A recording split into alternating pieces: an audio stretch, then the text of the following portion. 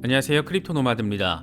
뭔가 기대할 포인트들도 대체로 나와준 상황이고, 다시 말해서 올해 안에 우리가 기대할 만한 부분들, 그 재료들이 대부분 소진된 상황이다 보니까 기대보다는 관망의 느낌이 좀 더 강하게 자리하고 있는 그런 모습입니다.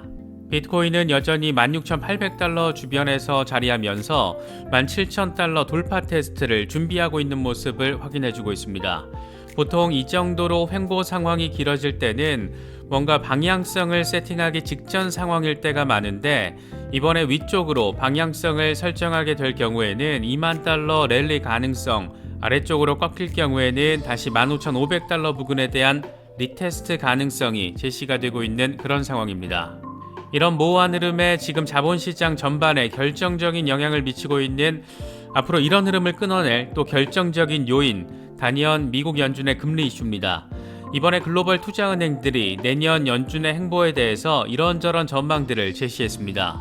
미국 경제가 내년에 1%를 밑도는 성장률을 기록하거나 역성장할 가능성, 이 정책금리가 인플레이션을 넘어서게 되는 5% 초반 수준에서 금리 인상이 종료될 가능성, 이런 부분들이 제시됐습니다. 지금 상황이 많이 힘들더라도 결국에는 내년 상반기까지는 어떻게든 잘 버텨내야 한다, 이 정도 정리가 가능할 것 같습니다. 요즘 이런 모호한 상황 속에서도 나름 강세 시그널이 포착된 코인들도 있는데, 이와 관련해서 코인텔레그래프가 비트코인 등 5개 종목에서 이 강세 시그널이 포착됐다라면서 기술적인 분석을 제시했습니다. 새로 포트폴리오를 구성하는 경우나 아니면 단기 대응하는 경우에 참고하시면 나쁘진 않을 것 같습니다. 리플의 경우에는 의외의 상황에서 꽤 의미진 소식이 더해졌습니다. 한 익명의 트위터리언이 리플 XRP가 실제 사용 사례가 없다, 이렇게 희한한 다소 모질이 수준의 멘트를 날렸는데, 여기에 리플 내부 관계자가 하나하나 리플 XRP의 유틸리티적인 성격을 설명하는 과정에서 재미있는 의미 포인트가 제시됐습니다. 어쩌면 리플은 소송 이슈 이후에 정말이지 이더리움과 맞먹는 수준의 종합 블록체인 플랫폼으로 자리 잡을지도 모르겠구나, 그 속도가 꽤 더 빠를 수도 있겠구나, 그런 기대감을 갖게 만드는 부분입니다. FTX 사태 이후에 셀프 커스터디에 대한 관심이 커졌고, 그래서 개인 지갑에 대한 관심도 역시 자연스럽게 높아졌습니다. 저 역시 일부 장기 홀딩 물량은 디센트 지갑으로 옮겨놓은 상태인데, 저희 채널과 파트너십을 맺고 있는 디센트 월렛이 12월 31일까지 연말 송년 감사제를 진행하고 있습니다. 기존 할인 가격보다 3만원 추가 할인을 제공하는 게 핵심적인 내용입니다. 이와 관련해서는 오른쪽 상단의 카드를 클릭하시면 추가 할인이 가능한 구매 링크를 포함해서 좀 더 자세한 내용 파악하실 수가 있습니다. 지갑 사용법, 특정 코인 이체 방법 등과 관련해서는 저희 쪽보다는 가장 정확한 답변은 디센트 고객센터를 통해서 확인하실 수가 있습니다. 그럼 이번 영상 시작하겠습니다. 먼저 비트코인 상황입니다. 이렇게 지루할 수가 있나 싶을 정도로 비트코인은 여전히 16,800달러 주변에서 옴짝달싹하지 않고 붙어있는 모습을 보여주고 있습니다. 보통 이런 상황은 어디로든 방향성을 잡기 위해서 힘을 모으거나 아니면 버티는 때가 많은데, 이번에는 과연 어디로 방향성을 잡게 될지 여러모로 기대도 되고 조금은 걱정도 되는 그런 상황입니다. 공포 탐욕 지수는 하루 전보다 1포인트 빠진 28을 기록하면서 여전히 공포 단계가 이어지고 있습니다.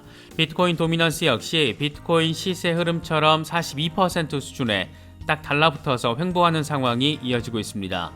단기적으로 바라보면 도미넌스의 흐름 자체가 좀 답답해 보일 수도 있는데, 10월 중순부터 훅 빠졌던 그 이후 꽤나 많이 반등한 모습도 함께 확인할 수가 있습니다.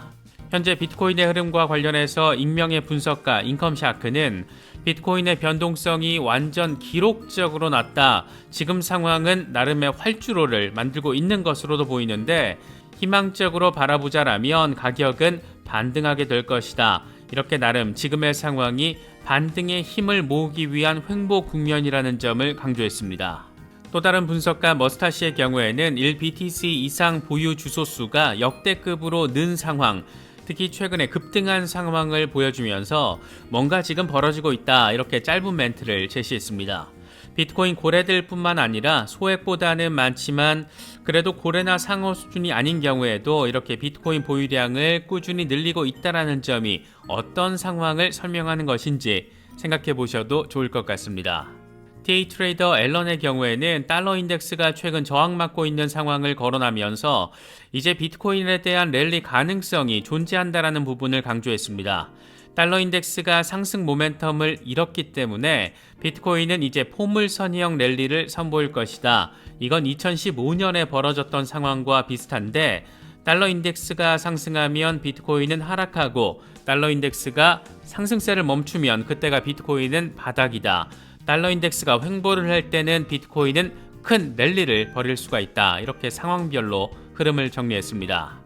2015년의 상황이 참 재미있는데 당시 달러 인덱스는 어마어마한 랠리를 선보인 뒤에 저항받고 이후에 횡보 상황을 보였습니다. 당시 비트코인은 정확히 달러 인덱스가 횡보할 때부터 거대한 랠리를 펼쳤고 이때 2018년 고점이 형성됐습니다. 지금의 상황을 보면 과거 달러 인덱스의 흐름이 완전 똑같다라는 점을 확인할 수가 있고 이제 막 횡보 국면으로 접어들 가능성을 생각해 볼 수 있는 상황입니다. 그러니까 달러 인덱스의 횡보 상황이 컨펌 된다라면 이제 남은 것은 비트코인의 포물선형 랠리이고 이게 2025년까지 이어질 것이다. 이런 얘기를 하고 있는 겁니다. 지금 이 분석 안에도 직접적으로 언급되진 않았지만 비트코인 반감기 이슈 이에 따른 이 상승 가능성에 대한 기대 이런 것들도 잘 여기저기 깔려 있다라는 점도 함께 느낄 수가 있습니다. 코인텔레그래프가 비트코인을 비롯해서 5개 종목에서 기술적으로 이 강세 시그널이 포착됐다라면서 차트 분석을 제시했는데 하나씩 짚어보도록 하겠습니다. 새로 포트폴리오를 꾸리거나 단기 대응 종목을 찾고 있는 경우에는 참고할 만한 기술적인 분석이 아닐까 생각됩니다. 여기서 참고할 만이라는 의미는 저항선과 지지선이 어딘지를 체크해 보면 새로운 포트폴리오를 꾸리거나 단기 대응 종목을 선정하는 데 도움이 될 수도 있다. 이런 의미라고 말씀드릴 수 있을 것 같습니다. 먼저 비트코인입니다. 비트코인은 지난 며칠 동안 20일 지수이동 평균인 16,929달러 근처에서 좁은 범위로 거래가 되고 있는데 이건 곰세력의 방어 상황과 황소들이 포기하지 않는 상황을 보여준다. 이런 평온한 상황은 그리 길게 이어지지는 않을 것 같은데 곧 범위의 확장을 목격할 수가 있다. 일반적으로 방향성을 예측하긴 어렵기 때문에 방향성 베팅을 하기 전에 결정적인 움직임을 보일 때까지 기다리는 것이 좋다. 가격이 이동평균선을 돌파하며 18,388달러까지 상승한 뒤에 2만 달러 랠리 가능성이 존재한다. 하지만 16,256달러 아래로 하락하게 되면 이건 곰세력이 주도권을 잡았다라는 신호가 될 수 있고 이후에는 15,476달러 중요 지지선으로의 후퇴 시도가 이어질 것이다라고 진단했습니다. 두 번째로 선정된 종목은 이더리움입니다. 이더리움 역시 지난 며칠 동안 20일 지수이동 평균 1228달러에 대한 돌파 시도를 이어가고 있는데 이건 조만간 오버헤드 저항을 넘어설 수도 있다는 것을 의미한다. 20일 지수이동 평균이 평평해지고 RSI가 중간점 바로 아래에 있다는 것은 곰과 황소의 균형을 시사하는데 황소가 가격을 밀어 올리면 1352달러까지 상승할 수가 있고 이후에 하락 추세선인 1400달러 위로 반등할 수 있다. 하지만 이동평균을 뚫지 못한다라면 단기 트레이더들이 공격적으로 매도할 수가 있는데 이후에는 1150달러 강력한 지지선 이후에 1075달러 또 여기서도 빠지면 948달러까지도 후퇴할 수 있다라고 분석했습니다. 세 번째로 선정된 종목은 톤입니다. 톤의 경우에는 20일 지수이동 평균인 2.25달러가 상승하고 있고 플러스 영역의 RSI는 황소가 우위에 있다는 점을 보여준다. 매수 세력이 2.5달러 위로 가격을 끌어올리면 2.65달러 상승 이후에 2.9달러 리테스트가 가능하다. 하지만 곰세력은 2.25달러 아래로 끌어내리려고 노력할 것이기 때문에 2.15달러가 유지되지 않으면 다시 50일 단순이동 평균인 1.91달러까지 급락할 수 있다라고 설명했습니다. 네 번째로 선정된 종목은 익명성 코인으로 더 잘 알려진 그래서 국내 거래소에서는 매매할 수 없는 모네로입니다. 모네로는 지난 며칠 동안 하락 쇠깁했던 저항 위로 상승하지는 못했지만 긍정적인 신호는 곰 세력이 50일 단순이동 평균인 $140 위로 가격을 유지하려고 한다는 것이다. 현재 수요와 공급이 균형을 보여주고 있는데 $144를 넘어설 경우에 황소들이 우위를 점하려고 한다는 것을 의미하고, 이럴 경우에는 $174까지 상승하고 여기까지 뚫어내면 잠재적인 추세 변화의 신호로 바라볼 수가 있다. 반면 가격이 $138 아래로 떨어지면 곰 세력이 유리해지는 것으로 이후에는 $125까지 급락할 수도 있다. 이렇게 진단했습니다. 마지막으로 선정된 종목은 OK뱅크의 자체 코인 OKB 코인입니다. 중앙화거래소는 FTX 붕괴 이후에 어려운 상황에 직면하고 있지만 그럼에도 불구하고 OKB 코인은 강세 반전 패턴을 완성하는 데 가까워졌다. 이 코인은 커다란 역 헤드앤숄더 패턴을 형성했고 23.22달러 위에서 패턴 형성은 마무리가 된다. 두 이동평균 모두 위로 기울어져 있고 RSI가 플러스 영역에 있어서 저항이 적은 경로가 위쪽을 향하고 있다는 것을 의미한다. 가격이 심리적 수준인 $25 위로 상승하면 이후에 $28에서 $31까지 새로운 상승 움직임을 시작할 수 있다. 반전 패턴의 목표는 $36다. 하지만 가격이 이동평균 아래로 하락하면 강세 전망은 무효화될 수 있고 이후에 $17까지 하락할 수 있다라고 설명했습니다. 요즘 헤지펀드 업계에서 전설로 평가받는 빌 밀러가 꽤나 자주 비트코인에 대한 호평을 내놓고 있어서 눈에 띄는 것 같습니다. 그는 이번에 밸런스와 인터뷰에서 비트코인을 여전히 디지털 금이자 가치 저장 수단으로 생각한다.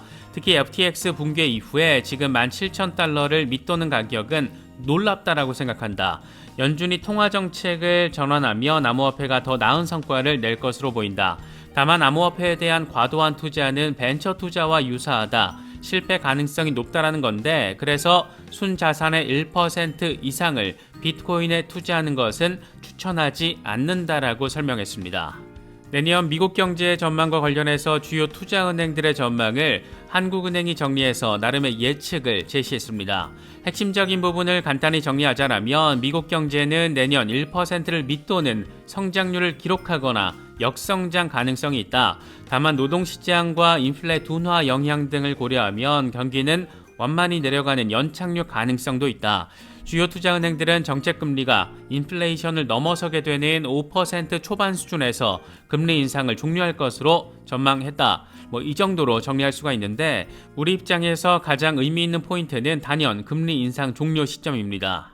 한국은행 집계를 보면 이번 금리 인상기에 연준의 정책금리 상단 기준으로 5.25%를 예상한 투자은행이 전체의 절반인 5곳으로 나타났는데 5%와 5.5%가 각각 2곳으로, 한 곳은 정책금리 수준이 4.75%가 될 것으로 예상을 했습니다.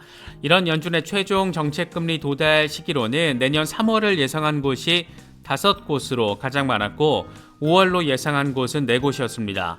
2월에 최종 금리에 도달할 것으로 예상한 곳은 겨우 한 곳에 불과했습니다. 이게 어느 정도 적중할지는 물론 예단하긴 어렵겠지만 글로벌 투자은행들은 적어도 내년 상반기가 끝나기 전에 금리 인상이 종료될 것으로 바라보고 있다. 그래서 우리 같은 개미들은 시장을 포기하고 떠날 게 아니라면 어쩌나 저쩌나 내년 상반기까지는 잘 버텨야 한다. 이런 정리가 가능하지 않을까 생각됩니다. 이어서 리플 관련 소식입니다. 이게 참 의외이기도 하고 재밌기도 한데 다소 엉겁결에 의미 있는 내부자 멘트가 나와준 것이기 때문입니다. 시작은 별거 아니었습니다. XRP가 사용 사례가 없다라는 다소 모질이 수준의 멘트를 한 트위터리언이 제시를 했고, 여기에 리플 내부자가, 그러니까 리플 직원이 댓글을 달면서 하나하나 설명을 한 그런 수준에서 시작이 됐습니다. 여기서 리플 내부자로 불리는 인물은 매트 해밀턴이라는 양반인데, 이 양반은 XRP 레저에 필요한 대부분의 기능, 그러니까 NFT와 에스크로, 다중 서명, 탈중앙화 거래, 이런 모든 것들이 XRP 레저에 내장되어 있다. 하지만 스마트 컨트랙트는 개발 중이다. 이렇게 멘트를 알렸습니다. 사실 이미 지난 10월부터 XRP 레저 개발자 커뮤니티에서 리플이 XRP 레저에 스마트 컨트랙트 기능을 제공하기 위해서 노력하고 있다. 이런 얘기들 나오면서 꽤나 주목을 받았었습니다. 이번에 이렇게 다소 엉겁결에 리플 내부자 멘트가 제시되면서 어쩌면 정말 얼마 남지 않았겠구나 이런 기대감을 안기고 있습니다. 특히 최근 리플렉스는 블록체인 개발사 피어시스트 테크놀로지가 XRP 레저용 이더리움 버추어 머신 EVM 호환 사이드 체인을 테스트하고 있다 이렇게 밝히기도 했었는데 이게 잘 성공해서 장착이 되면 이더리움 개발자가 XRP 레저 네트워크에 접근해서 구축할 수 있는 그런 상황이 펼쳐지게 됩니다. 어쩌면 리플 레저가 이더리움이 구현하는 수준의 종합 블록체인 플랫폼으로 더 공고화된 입지를 구축하기까지는 그리 오랜 시간이 걸리지 않을 그런 상황 충분히 생각해 볼 수 있는 부분입니다. 특히 단순히 EVM 호환이 아니라 리플 자체적으로 리플레스 자체적인 스마트 컨트랙트 기능이 확고하게 설정이 된다라면 이 역시 꽤나 기대 포인트를 더 키울 수 있는 그런 부분이 아닐까 생각됩니다. 리플 XRP 홀더분들은 이런 상황들도 체크하시면 좋을 것 같습니다. 이번에 준비한 영상은 여기까지입니다. 영상이 도움이 되셨다면 좋아요와 구독 또 알림 설정 꼭 부탁드리겠습니다. 영상 제작에 아주 큰 도움 된다는 말씀 함께 드립니다. 언제나 성토하시기를 기원하겠습니다. 시청해주셔서 감사합니다. 지금까지 크립토 노마디였습니다.